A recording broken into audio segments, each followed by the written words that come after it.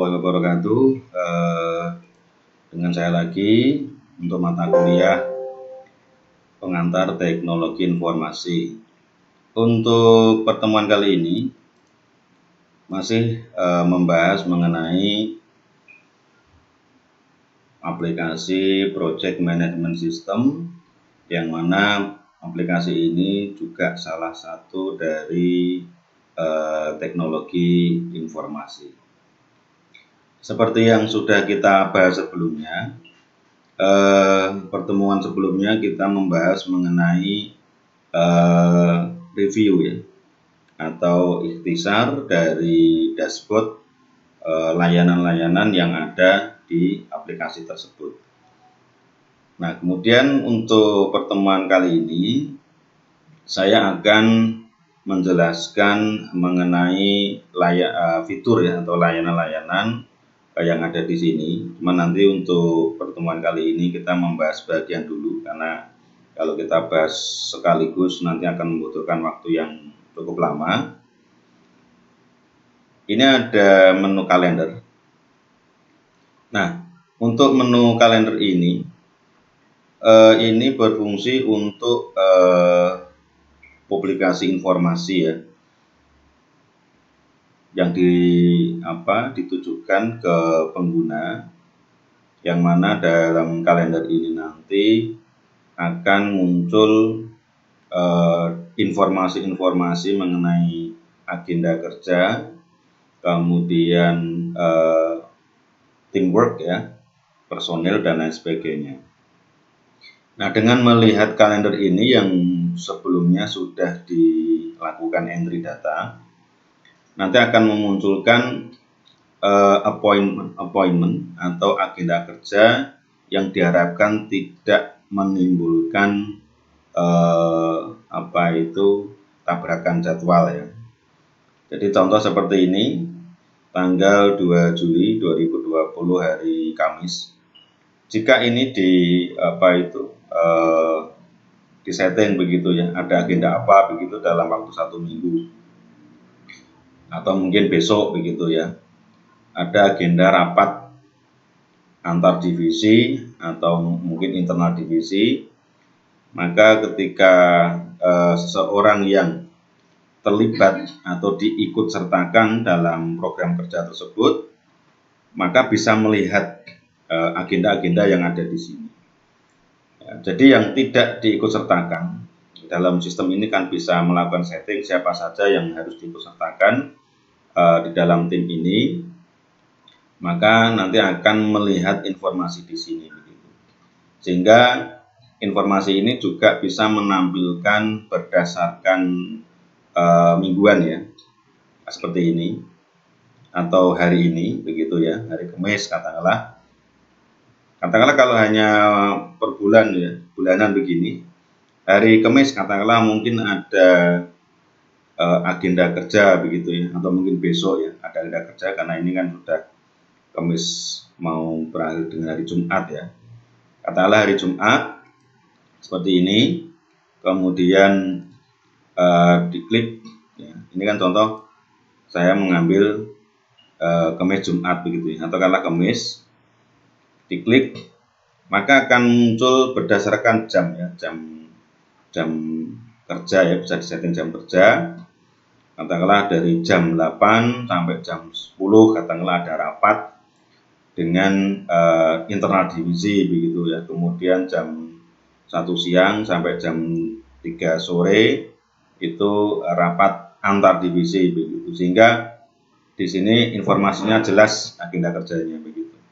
Atau kalau kita ingin melihat agenda kerja dalam minggu ini begitu.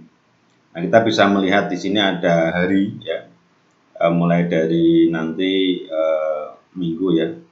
Mungkin kan karena hari kerja itu hari Senin begitu, sampai hari Jumat 5 hari kerja.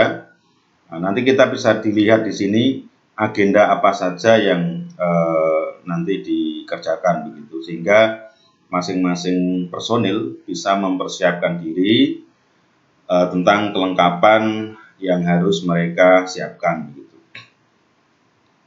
Kemudian di sini ada mailbox ya.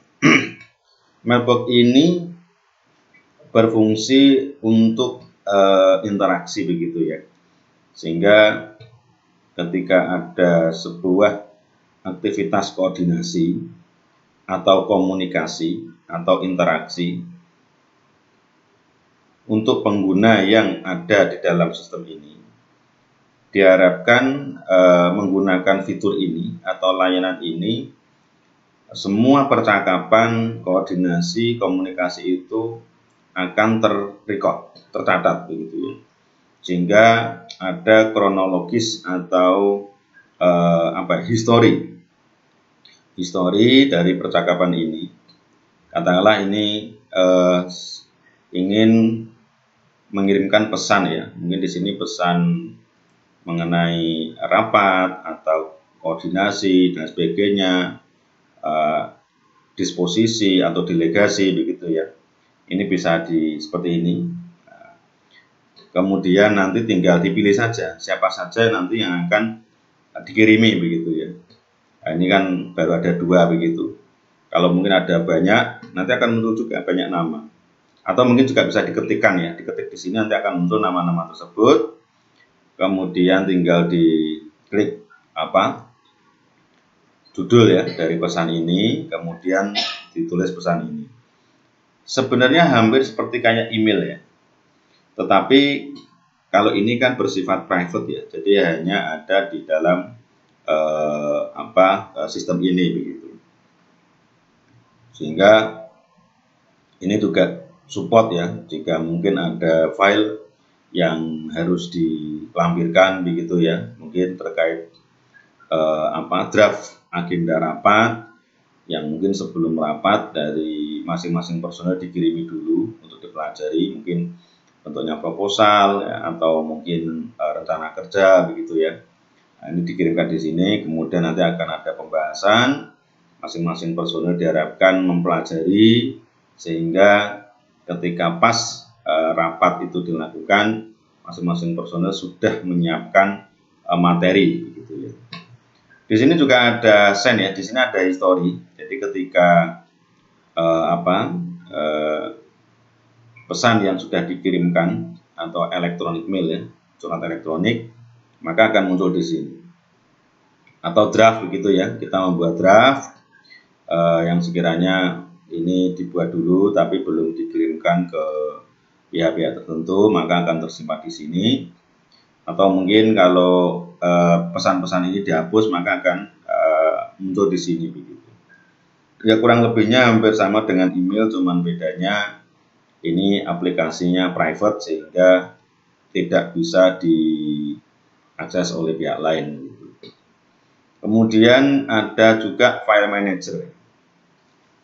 File manager ini kan bersifat cloud ya, sehingga kebanyakan jika ada file ya, manajemen file begitu. Kalau mungkin yang cara konvensional itu berkas secara fisik disimpan di filing kabinet atau di lemari khusus untuk penyimpanan berkas ya. Itu banyak sekali kekurangannya ya. Bisa saja karena file itu rusak ya, dikarenakan usia, kebakaran, kemudian bencana alam dan sebagainya. Nah, jika kita tidak mempunyai backup dari berkas tersebut, padahal berkas-berkas tersebut sangat penting, ya, maka itu akan mengalami sebuah kerugian yang sangat besar. Tapi ada juga yang model sekarang sudah dilakukan digitalisasi begitu ya. Dari berkas-berkas itu kemudian mungkin di-scan ya, di-scan atau mungkin pembuatan berkasnya itu memang file ya, jadi mungkin dari MS Word, Excel begitu, yang kemudian file itu disimpan. Nah, itu sudah ada satu langkah lebih maju, tetapi jika file digital, berkas digital itu disimpan secara lokal, mungkin flash disk ya, atau di hard disk atau laptop, itu pun juga nanti akan mengalami kemungkinan masalah jika file itu rusak atau piranti yang digunakan untuk menyimpan itu rusak atau hilang. Nah, sehingga nanti akan repot. Selain itu juga jika umpama file tersebut tidak hilang, tetapi ketika Anda sedang pergi ke kantor atau rapat dengan klien atau dengan pimpinan, ternyata piranti penyimpanan tersebut tertinggal di rumah atau di suatu tempat, nah, ini juga menjadi masalah begitu ya. Nah, fungsi file manager ini seperti repository ya. Jadi penyimpanan cloud begitu yang mudah di manage begitu ya.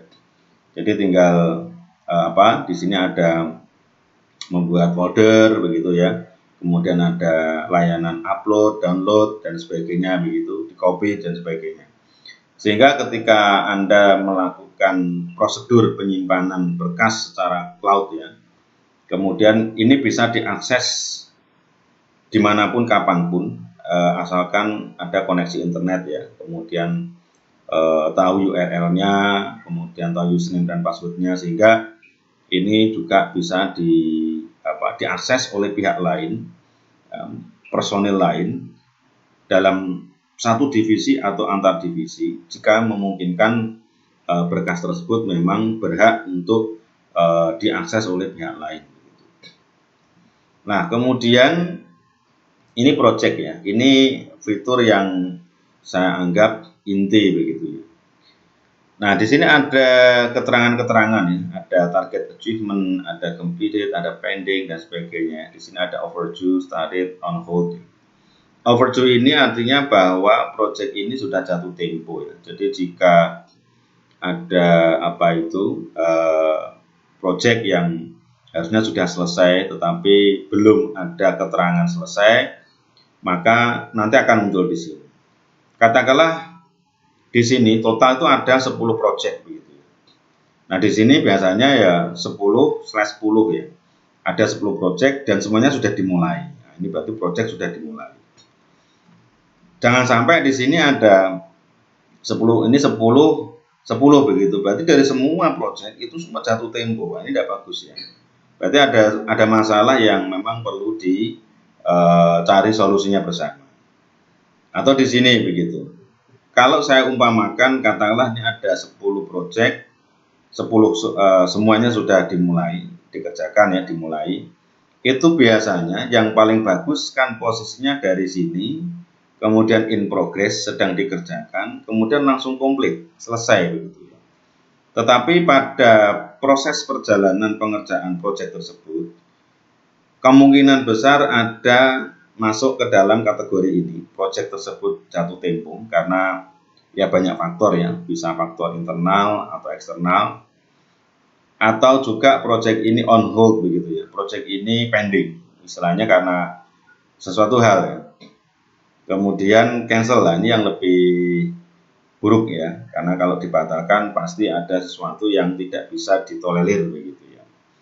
Nah, di sini ini nanti akan muncul keterangan-keterangan ya, seperti overdue, jatuh tempo, pending, kemudian batal. Ini nanti ada keterangan-keterangan kenapa status proyek tersebut seperti itu begitu. Karena idealnya atau yang diharapkan itu dari proyek yang sudah dimulai, kemudian sedang dikerjakan, kemudian selesai, komplit ya. Komplit di sini itu tidak hanya sekedar selesai pengerjaannya, tetapi lengkap sampai dengan pembayarannya begitu. Karena contoh seperti ini ya, project on hold pending begitu, karena mungkin ada ya salah satu faktor permasalahannya adalah pembayaran dari pihak klien dan sebagainya. Ini kalau contoh yang ada new project ya, ada new project. Ada project number di sini, nomor project begitu ya. Ini nanti bisa disesuaikan dengan kebutuhan, sesuai dengan aturan regulasi dari perusahaan. Kemudian dinamai juga nama projectnya apa. Ini katakanlah project membuat web company profile perusahaan begitu ya. Ini ditulis seperti itu. Kemudian juga kita bisa milih kliennya siapa. Kita akan tentu saja harus mengisikan dulu kliennya di sini ya. Klien di sini siapa saja ya, mungkin ditulis ada nama perusahaan, kemudian emailnya perusahaan, kemudian ada virtual account text-nya, ya. Kemudian customer group-nya. Nah, customer group ini bisa jadi kan dikelompokkan berdasarkan demografi, kemudian berdasarkan jenis proyek, ya, macam-macam, ya. Nanti ini disesuaikan dengan kebutuhan. Kemudian ada bahasa, ada mata uang, currency, dan catatan. Kemudian untuk selanjutnya ada kontak detail, ya, sehingga di perusahaan tersebut nomor handphone perusahaan, kemudian alamatnya dan sebagainya begitu. Kemudian jika ada pekerjaan ini terkait dengan web, itu webnya apa, kemudian ada Skype, ada Facebook URL, Twitter, LinkedIn gitu ya. Mungkin juga perlu ditambahi Instagram dan sebagainya begitu. Kemudian hosting, ya, jika pekerjaan ini terkait harus mengakses servernya begitu ya untuk pengerjaan atau perubahan begitu, perbaikan juga, maka dari pihak klien harus menyediakan informasi seperti ini ya, port, password, dan sebagainya. Oke, juga jika sudah, maka progres pun juga harus dilakukan begitu ya. Karena kalau seperti ini, mengkalkulasi progres berdasarkan berdasarkan jam ya, durasi jam ya. Maka ketika ini dikerjakan, ada progres yang dilakukan, di sini klien juga bisa memantau progresnya ya. Kemudian tanggal ini dimulai kapan dan kemudian berakhir kapan. Nah, ini jika berakhir kapan ini melebihi ketika project ini statusnya kok tidak selesai begitu ya, end date-nya ini, maka akan masuk di overdue ini. Maka akan masuk di overdue ini. Jatuh tempo gitu. Kemudian ada ini untuk tipe tagihannya ya. Nah, ini kan nanti bisa disesuaikan statusnya. Nah, ini statusnya juga penting ya. Karena kalau status project ini sudah dimulai, kemudian ketika sudah berlangsung 1 atau 2 hari, maka diubah menjadi in progress. Nah, ketika semuanya sudah selesai, maka diubah menjadi completed begitu. Dan status inilah nanti yang akan muncul ya di sini ya, akan muncul di sini, sehingga ada terjadi perubahan status yang dilakukan oleh personil yang memang menangani ini. Nah, assign to, seperti ini contoh. Kan jika ada banyak sekali personil di dalam perusahaan tersebut, saya kira tidak semuanya dilibatkan ya. Maka di sini ada customize permission. Maka siapa yang nanti akan dilibatkan ya, diikutsertakan ya. Nanti kalau ada banyak di sini dilibatkan. Dan fungsi ini nanti membuat atau memungkinkan pembagian informasi begitu ya, sehingga tidak semua personil yang tidak didelegasikan di sini juga akan bisa melihat project ini. Kemudian juga ada keterangan description, ini project tentang apa dan bagaimana begitu ya. Biasanya nanti ini dari pihak manajer yang memberikan disposisi ya, instruksi langkah-langkah apa yang harus dilakukan. Nah, di sini ada layanan yang unik ya. Jadi transparansi progres dan informasi ini juga ditampilkan di klien ya, yang memberikan project ini begitu. Di sini kan memberikan izin klien untuk ini melihat member timnya itu siapa saja ya. Kemudian klien juga bisa melihat proses perjalanan, timelinenya begitu ya. Katakanlah dibuat selama 3 bulan begitu, minggu pertama apa, minggu kedua apa begitu, klien bisa melihat. Kemudian juga bisa melihat tugas dari proyek-proyek tersebut, itu apa saja langkah-langkahnya. Kemudian ada lampiran proyek, mungkin ada desain dan lain sebagainya gitu ya. Ada timesheetnya, ada bug, kalau ada bug juga klien bisa mengetahui. Kemudian ada sejarahnya, kemudian ada kalender project, kemudian klien juga bisa memberikan komentar ya di interaksi di tim tersebut, kemudian sampai juga bisa melihat ikhtisar keuangan yang sekiranya memang klien itu berhak melihat. Tapi ini juga bisa disetting ya, ketika ini di disable seperti ini, uncheck ya, maka klien tidak bisa melihat seperti ini. Nah, ini kan kondisional, tergantung kebijakan dari perusahaan tersebut. Oke, saya kira itu saja dulu untuk pertemuan kali ini di bagian kedua, membahas mengenai Project Management System dalam lingkup kuliah pengantar teknologi informasi.